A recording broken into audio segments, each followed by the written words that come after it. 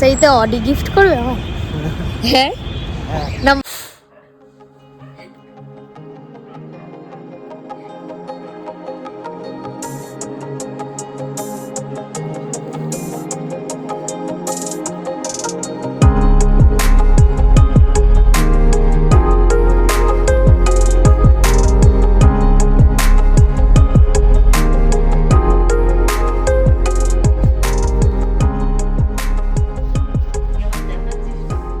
কি করবো, আমাকে সবাই এটা খেতে দিয়েছে, কিন্তু এটা খেতে যে কত টেস্টি যারা খায় তারা জানে।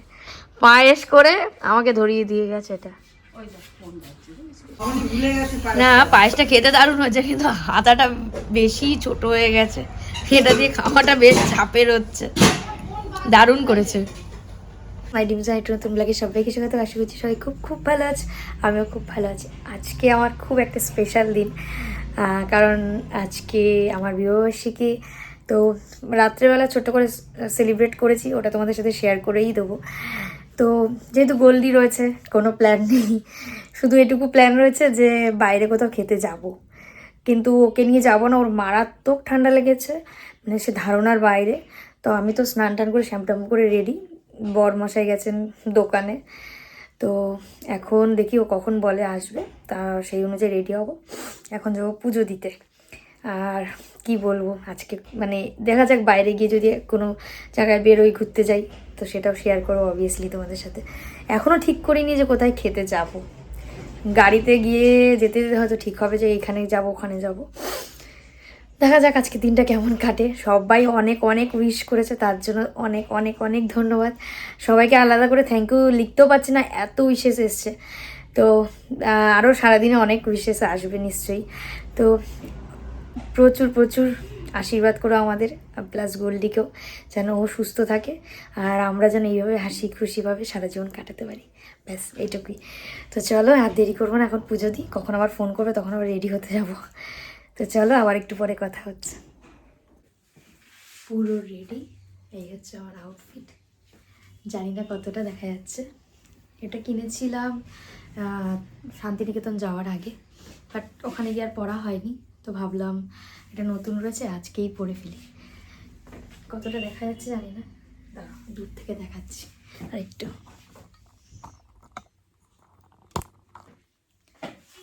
এইবার হয়তো শো করছে। মাঝে প্রজাপতির ডানা দুটো লাগিয়েছি, জাস্ট জোকিং। তো এই আউটফিটটা কেমন লাগলো অবশ্যই তোমরা জানিও। আর পুরোপুরি রেডি, বাবান বলে দোকান থেকে এখন বেরিয়ে গেছে। তো হয়তো অ্যাট লাস্ট বেরোবো। এখন বাজে প্রায় 3টে বাজতে চললো। লাঞ্চ কটায় হবে জানি না, আদৌ লাঞ্চ হবে কি না কে জানে। আমার তো প্রচণ্ড খিদে পেয়ে গেছে। তো দেখা যাক কোথায় যাওয়া হয় আর কখন যাওয়া হয়। আমি কটা ফটোশ্যুট করে নিই, ও আস্তে আস্তে, কারণ ও আসলে সোজা নিয়ে বেরিয়ে যাবে, কারণ ও নিজে রেডি হয়ে গেছে। তো চলো আবার পরে কথা বলছি। এই যে আমার গোল্ডি, গোল্ডি এসে গেছে আমার কাছে অ্যাট লাস্ট। ঘুম থেকে উঠেছে, ঘুম থেকে ওঠার পর ওকে একটু ফ্রেশ লাগছে। তুই একটু হাই বলে দাও, বলে হাই, বলে হাই, বলে হাই, বলো মা বলো। এই যে এই হাতটা দি বলো সবাইকে, হাই মিমি মামারা কেমন আছো বলো। আর বলো আমাদের টুনি, উই বাবু উই বাবু কোথায় যাবে, কি ওরটা দেখতে পেয়ে গেছে। কোথাও যেতে হবে না, এখানেই থাকো। এই কোথাও যাবে না, ওই বাবা আস্তে আস্তে মা আস্তে আস্তে। বেরোলাম, এই যে আমার বর, গাড়ি বার করা হয়ে গেছে, এখন বেরোবো। তো চলো দেখা যাক কোথায় যাওয়া হয়। কিছু ভেবেছো কোথায় যাবে? তো চলো। সূর্যের আলোটা কি ভালো লাগছে না বলো। তুমি জ্যাকেট আনো নি কিন্তু ফুল স্লিভস। চার চাকা চালিয়ে যাবো, আবার ফুল স্লিভ জ্যাকেট কি করে পরবে? তো এখন কোথায় যাচ্ছি আমরা এতক্ষণ ধরে ডিসাইড করার পর? খেতে যাচ্ছি। 3:21 বাজে মোটামুটি।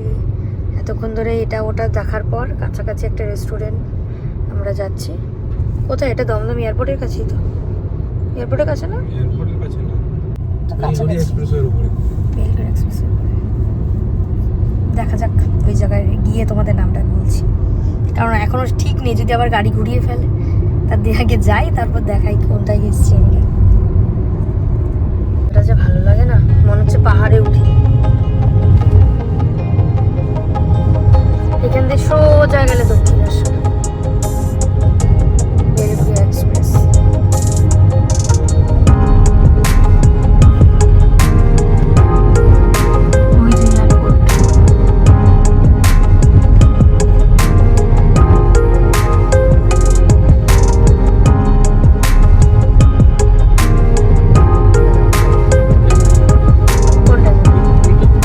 এই যে উপরে পটপুরি আছে।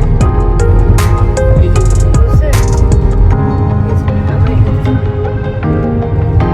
যে লাস্ট আমাদের ডিসাইড হয়ে গেছে। প্রথমে বলছিল ইন্ডিয়ানে যাব, তারপর আবার ভেবে চিন্তে ভাবলে যে না, পটপুরিতেই যাই, কারণ ইন্ডিয়ানেও গেছি এর আগে। তো এটা হচ্ছে বেলঘরিয়া এক্সপ্রেসের একদম পাশে।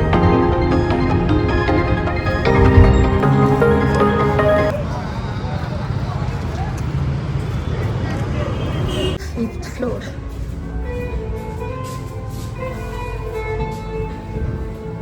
এই রেস্টুরেন্টটা নিয়ে একটা কাহিনী আছে। যেমন হচ্ছে এই রেস্টুরেন্টে আমাদের আসার কথা ছিল আমার বার্থডেতে।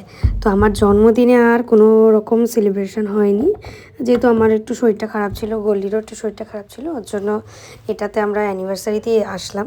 বাট আমাদের আরও একটা জায়গায় কথা ছিল যাওয়ার, যে তাজ হোটেলে, বাট সময়ের জন্য ওটা আর হয়ে পারেনি। তার জন্য যেটা মানে যাওয়ার কথা ছিল পটপৌরিতে আমার বার্থডেতে, সেটাতেই আমরা অ্যানিভার্সারিতে চলে এসেছি। বাট হ্যাঁ, এই রেস্টুরেন্টটা মানে নতুন ওপেন হয়েছে, বেশি দিনও হয়নি, দেখেই বোঝা যাচ্ছে সেটা। আর দামও নমিনাল, খুব বেশি না। আর খাবারের টেস্টে বলি খুব সুন্দর, মানে স্টার্টার দিয়ে ফার্স্টে আমরা শুরু করেছি, আমরা ভয় পাচ্ছিলাম যে যেহেতু ফার্স্ট টাইম আসলাম কেমন টেস্ট হবে। প্রত্যেকটা আইটেমের টেস্ট খুব সুন্দর, আর ওদের সার্ভিস খুব ফাস্ট। ওদের সাথে এই বিরিয়ানির তুলনা করলে হবে? তার সাথে ইন্ডিয়ান বা ডিপা বিরিয়ানির সাথে এই বিরিয়ানির তুলনা করলে হবে? এটা একটু অন্যরকম। 3 পিস মাটন, ডিম, রায়তা।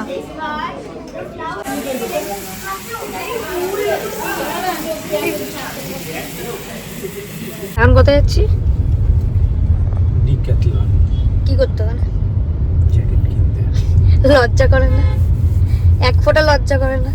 আগের দিন একটা জ্যাকেট কিনে দেওয়া হলো, সেটাকে অলরেডি ছিঁড়ে নিয়ে চলে এসেছে। দেওয়া হলো না, ওই 12 টাকাতে কিনেছো। ওই যাই হোক, দেওয়া হলো আর কিনেছো। কালকে যে দুটো সোয়েট শার্ট কিনে দিলাম। কালকে তো আমি বলিনি সময় সোয়েট শার্ট কিনে দিতে, আমি তোমায় 500 বার বলেছি যে আমাকে জ্যাকেট কিনে দিও কালকে ডিক্যাথলন থেকে। তা বলেছি তো কিনে দেবো, আজকেও কিনে দেবো, অসুবিধা নেই। তাহলে আর তুমি এখনো পর্যন্ত আমাকে কিছু দিলে না, কিন্তু কিনেছো আর কিনে দেওয়া হবে ওই একই ব্যাপার না, একই মোটেই নয়। না, ছো আর হবে বাড়িতে আলাদা জিনিস। প্রায় 5-6টা জ্যাকেট রয়েছে, তো ওগুলো রাস্তায় আমি দান করে দিয়ে আসবো। তোমারও তো বাড়িতে 500টা শাড়ি আছে। কোথায় শাড়ি? আর তোমার যে বাড়িতে 500টা পাঞ্জাবি আছে, শার্ট আছে 500টা পাঞ্জাবি নিয়ে যাও। না, 2 ট্রলি ভর্তি পাঞ্জাবি। আচ্ছা আচ্ছা এক ট্রলি আর 2টো ট্রলি যোগ করলে শার্ট অতগুলো জমবে। আচ্ছা। তো তো মেয়েদের যে কত শাড়ি লাগে তুমি জানো সেটা? এই যে এক একটা নিমন্ত্রণ পড়ছে, এই যে পুরো জানুয়ারি মাস ধরে নিমন্ত্রণ। তা কোন জায়গায় লেখা আছে যে এক শাড়ি দুবার পরতে নেই? এক শাড়ি দুবার পরা আছে তো আমার, কিন্তু সবাই তো দেখে ফেলেছে। নতুন করে শাড়ি কিনতে হতো না। না না, কিনে দিয়েছো। আমি তো বলছি যে একটা অ্যানিভার্সারিতে দাও শাড়ি কিনে, সেও তো দিচ্ছ না। দেবো না। লজ্জা করে না? না। কিনে দিতে হবে না, আমি আমার ফেসবুকের টাকা দিয়ে কিনে নিয়ে আসবো। Thank you. ধন্যবাদ। এই জন্য সবাইকে স্বাবলম্বী হতে হয়, যাতে কিছু চাইতে না হয়। Thank you. সেইটা অডি গিফট করবে আমার? হ্যাঁ না, মার সিরিজটা দাঁড়িয়ে ছিল ওটা, তা অডিটাই দিতে পারো। ব্ল্যাক অডিটা কি ভালো লাগছে। কোনো এক অ্যানিভার্সারিতে অডি একদম। হায় হায় হায় হায়, কবে দেবে কবে দেবে? এখন যাচ্ছি এটাই। অলরেডি একটা জ্যাকেট তুলে নিয়েছে, এই যে মাসাজের এটা ম্যাট। সানগ্লাস রয়েছে কতগুলো বাবা। চলো উপরে চলো। পরে নিজের মুখে একটা দুম করে মারো, নিজের মুখে মারো। ভালো গ্রিপ আছে ভিতরে। এই আছে, এই আছে। হাত একটা জ্যাকেট নিয়ে নিয়েছে আর মেয়ের জন্য বল নিয়েছে। মেয়ে কতটা খেলবে জানি না, তো যাই হোক এখন এখান থেকে বেরোচ্ছি। জানি না নিউ টাউনে কোথাও একটা শাড়ির দোকান পাবো কিনা, তাহলে একটা শাড়ি কিনতে পারবো। ওই খেলা শুরু হয়ে গেছে, এত সব খেলার জিনিস, ব্যাট থেকে শুরু করে র্যাকেট। ও তো ভলিবল খেলতো, তো ও ভলিবলের যে বল মানে ফুটবলটা নেওয়ার খুব ইচ্ছা করছিল, সেটা আমি বুঝতে পারছিলাম ওর মুখ দেখে। বাট ওটা এখন কিনে দিলে বাড়িতে আমাদের টেকা লাগবে না, সারাক্ষণ ওটা নিয়ে করবে। তাই এটা নিয়ে যে কি করছে আমরাই দেখি। তো এখন এখান থেকে বেরোচ্ছি, দেখা যাক কোথায় নিয়ে যায়। তারপর ফুটবল কিনে যদি কেউ অডির কাছে ধাক্কা মারে, হ্যাঁ তো অডিয়ালা এসে তোমাকে ধরে দেবে। তো এখন বেরোচ্ছি এখান থেকে, দেখি কোথায় যাবো। আমরা যাবো বাড়ি। না, শাড়ির দোকানে শাড়ি চলো। ঠান্ডা হবে। না হ্যাঁ। চলো। ঠান্ডা মাথায় আর গরম মাথায় শাড়িটা আর কিনে দিল না, সোজা নিয়ে বাড়ির দিকে হাঁটা মারলো। চলে এসেছিলাম গিনি ধাবাতে। গিনি ধাবা থেকে একটু চা খেয়ে নিলাম, কারণ রাস্তা দিয়ে যাবো আর এই গিনি ধাবার চা খাবো না। এই রাস্তায় যাওয়া মানে আমাদের গিনি ধাবার চাটা হচ্ছে মাস্ট। বাট আনফর্চুনেটলি আমাকে কিছুই কিনে দেয়নি ও। ও আমার থেকে দুটো এমন একটা জ্যাকেট প্লাস দুটো সোয়েট শার্ট অলরেডি নিয়ে নিল। দেখা যাক আমার গিফটটা কবে আসে, আমার গিফটটা পাওনা রইল, কি দেয় দেখা যাক। আর সারা রাস্তা ঝগড়া করতে করতে আমরা চললাম এখন বাড়ির দিকে। প্রথমেই বলেছিলাম কার জন্য এনেছে কে খেলবে, ঠিক তাই। এখন এই বল দিয়ে ভলি খেলছে। এটা না মেয়ের জন্য, না মেয়ের সাথে না খেলে নিজে খেলে যাচ্ছে। হ্যাঁ আমি তা আমাকে মারার কি হয়েছে, আমি এই জন্য কিনতে বারণ করেছি। আমার গায়ে যদি লেগেছে, ভাইও ঠিক এই কাজটা আমার সাথে করতো। তো চলো আজকের জন্য টাটা, দেখা হচ্ছে নেক্সট একটা ভিডিওতে।